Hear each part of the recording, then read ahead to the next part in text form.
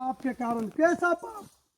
जो आदम और हवा ने पाप किया, पहला मानव जो धरती पर का था, उसी ने परमेश्वर की आज्ञा का उल्लंघन किया और उसके कारण संसार में पाप हो गया।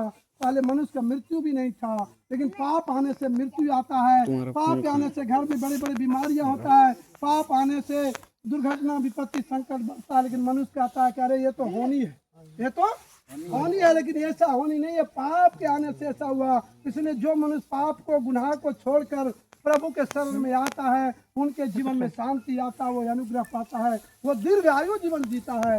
परमेश्वर उसको आशीष करता है। हालेलुया। एक बाप अपने बेटे को बचाने के लिए बलिदान हो सकता है, उसी तरह यीशु मसीह हम सबको बचाने के लिए स्वर्ग से पृथ्वी पर आया और क्रूस पर हमारे पाप को ले लिया। जब उसे क्रूस पर चढ़ाया तो जिसने उसको कीला ठोका, उसके लिए भी कहा, हे परमेश्वर, जिसने हमारे कीला ठोक रहा है, ये नहीं जानते ये क्या कर रहा है। आज आपको कुछ बोल देंगे तो कहिएगा, अरे इसने तो हमको बोला नहीं, चाय नहीं पूछा, बात नहीं किया, हम इसको नहीं जानेंगे। लेकिन यीशु मसीह के हाथ में कीला ठोकने के बाद भी कहता है, हे पिता, इसको माफ करना। अर्थात हमारी गलती को माफ करवा लिया गया यीशु मसीह ने। हालेलुया। और वो जिंदा है, मुर्दों में से जिंदा हो गया। उसको मार कर लोगों ने गड़ दिया था कब्रिस्तान में, और तीसरे दिन वो जिंदा हो गया। हालेलुया। क्योंकि वो परमेश्वर था और परमेश्वर का पुत्र बनकर धरती पर आया। सब कहता पापियों को नाश करने आया, लेकिन यीशु मसीह कहता मैं पापियों को बचाने आया। हालेलुया।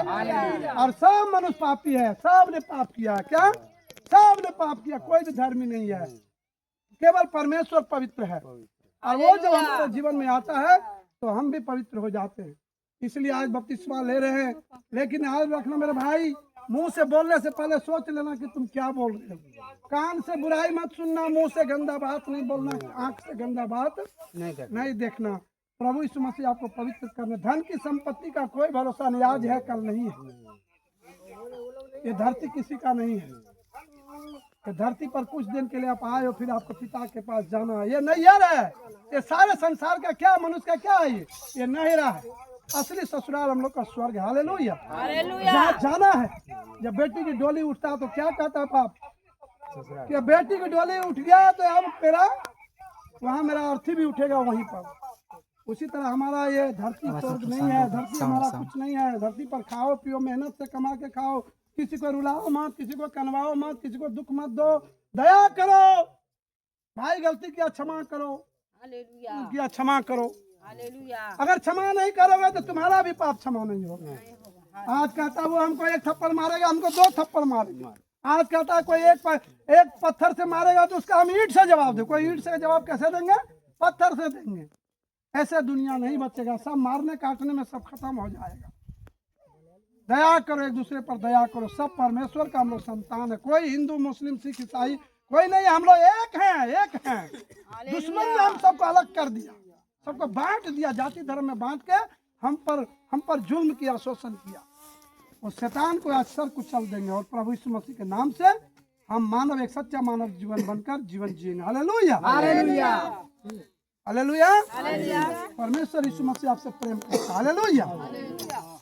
अक्षर में लिखा है कि परमेश्वर ने संसार के लोगों से इतना प्रेम किया, सुनो, कि अपना इकलौता पुत्र यीशु मसीह को दे दिया।